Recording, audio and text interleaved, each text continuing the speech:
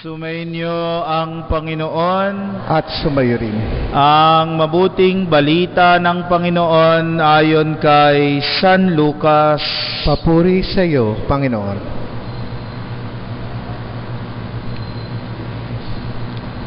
Si Maria ay nagmamadaling pumunta sa isang bayan sa kaburulan ng Judea.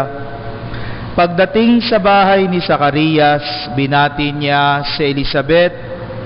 Nang marinig ni Elizabeth ang bati ni Maria, naggagalaw ang sanggol sa kanyang tiyan.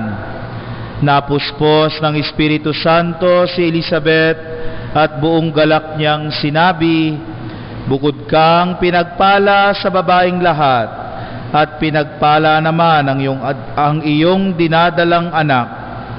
Sino ako upang dalawin ng ina ng aking Panginoon? Sapagkat pagkarinig ko ng iyong bati, ay naggagalaw sa tuwa ang sanggol sa aking tiyan. Mapalad ka sapagkat nanalig kang matutupad ang ipinasabi sa iyo ng Panginoon." Ang mabuting balita ng Panginoon. Pinupuri ka namin, Panginoong Hesukristo. Magandang gabi po sa inyong lahat.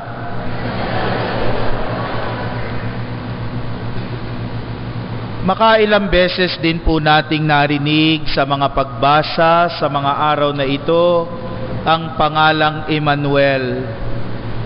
At ito raw po ang pangalan ng ating Diyos, nang ibig sabihin, Diyos na sumasa atin. At ang pakahulugan po nito ay siya ay kasama natin, kapiling natin, siya ay nandito. Subalit, kasama po sa kahulugan nito ay hindi lamang yung ang Diyos ay nasa tabi natin, nasa harap, nasa likod, nasa pamayanan. Ang ibig sabihin din po ng sumasa atin ang Diyos ay siya ay nasa ating kalooban. Siya ay nasa ating puso. Kaya po, hindi lamang po kasama sa ibig sabihin ng God is with us, ay God is in us. Na ang Diyos ay nasa puso ng bawat tao. Na ang Diyos ay nasa kalooban ng bawat tao. At ang paanyaya sa atin ay makita natin ang Diyos sa bawat isa sa atin. At marahil yan po ang nakita natin ngayon sa ating ebanghelyo. Nang dumalaw po si Maria kay Elizabeth, hindi lamang po si Maria ang nakita ni Elizabeth. Bagkus sinabi ni Elizabeth, "Sino ako para dalawin ng ina ng aking Panginoon?" So ibig sabihin, hindi lamang po si Maria ang kanyang nakita sa kanyang pagdalaw, nakita rin ni Elizabeth ang Panginoon na nasa kanyang sinapupunan. Ang Panginoon na nasa kalooban ni Maria. Kaya naman, napuno ng kagalakan hindi lamang si Elizabeth, bagkus pati po si Juan Bautista na nasa sinapupunan ni Elizabeth. At ito po ang paanyaya sa atin, to see God in each other. Ang makita ang Diyos sa bawat isa. Sabihin nyo nga sa katabi nyo, nakikita ko ang Diyos sa iyo. Parang hindi kayo kumbinsido. Siguro sasabihin nyo sa akin, "Father, parang napakahirap naman yan. Parang hindi naman totoo. Pag tinitingnan ko yung kapwa ko, Hindi naman Diyos ang nakikita ko. Ang nakikita ko yung kayabangan niya. Ang nakikita ko yung kapintasan niya. Ang nakikita ko yung mga bisyo niya. Ang nakikita ko yung mga kahinaan niya.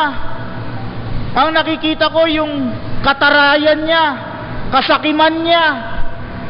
Ang nakikita ko yung mga kasalanan niya.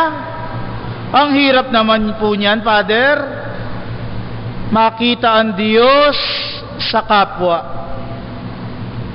Bakit nga ba tayo hirap makita ang Diyos sa bawat isa?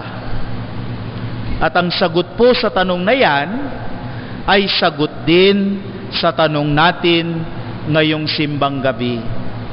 Tanong natin ngayong simbang gabi, bakit nga ba may mga pagkakataon na hindi natin nakikita ang Diyos samantalang siya'y kasama natin? At ngayong gabi, ang tanong natin, bakit hindi natin nakikita ang Diyos sa ating kapwa? At ang sagot, because we do not look deep enough into people.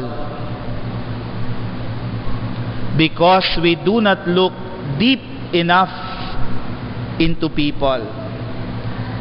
Kadalasan po, pag tumitingin tayo sa isa't isa, ang nakikita natin yung panlabas. At tayo ay naghuhusga, depende sa itsura. Ay, ayoko dyan, mukhang masungit yan. Sa lubong ang kilay, mukhang mataray. Ayoko dyan, mukhang mayabang. Mukhang hindi gagawa ng kabutihan yan. Mukhang manloloko. Dito ko, mukhang mabait. Mukhang mayaman. Mukhang mapagbigay. Mukhang hindi makababasag pinggan. At ang sabi sa atin, kapag hanggang dito lang tayo, kapag hanggang panlabas lang tayo, kapag hanggang itsura lang tayo, hindi natin makikita ang Diyos sa kapwa. Kailangan maging malalim. Kailangan hanggang puso. Kailangan hanggang kalooban. Sapagkat doon matatagpuan ang Diyos.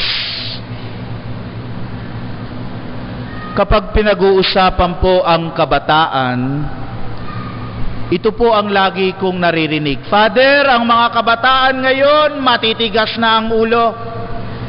Father, ang mga kabataan ngayon, iba, mapupusok,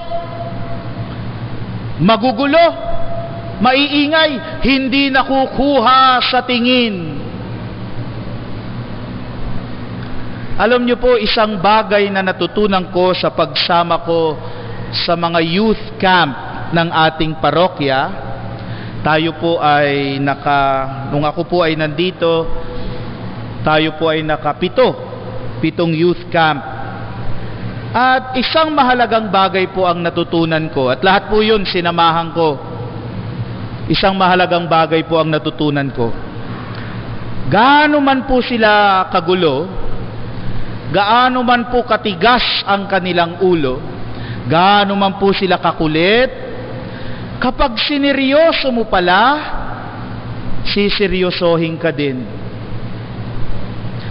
Kapag pala nagbukas ka ng iyong kalooban sa kanila, magbubukas din sila ng kalooban sa iyo. At pag nagbukas sila ng kalooban, doon makikita mo sa kanilang puso, marunong pa rin pala silang mangarap. Marunong pa rin pala silang magmalasakit sa kanilang mga mahal sa buhay. Marunong pa rin pala silang kumilala sa Diyos. At yun palang katigasan ng ulo, yung palang kakulitan, yung palang kaingayan at kaguluhan, sa likod pala nun, sa kanilang puso, makikita mo kumikilos pa rin ang Diyos. You will not see that if you look outside. You can only see that if you look inside. Mga kapatid, ang Diyos po ay nasa bawat isa sa atin. At ang paanyaya sa atin ay makita ang Diyos sa bawat isa sa atin.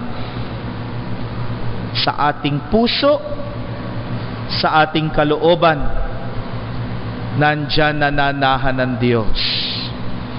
Huwag na po tayong lumayo. Umpisahan po natin sa ating pamilya, sa inyong asawa, sa inyong mga anak, sa inyong mga apo.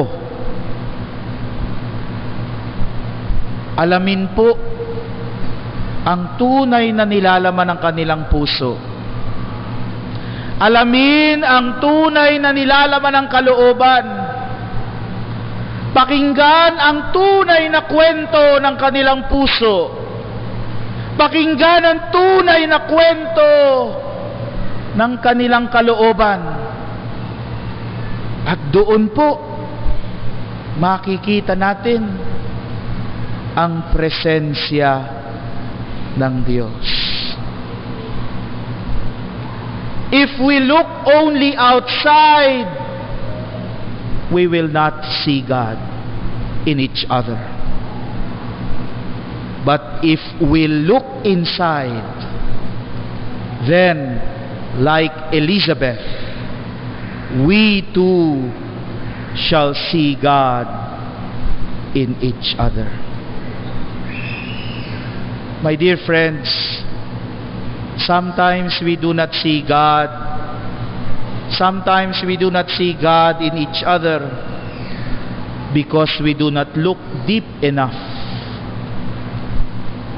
Because we stop looking outside. Because we stop at what our eyes can see. But it is in the heart. It is in the soul. It is in the depths of one's being.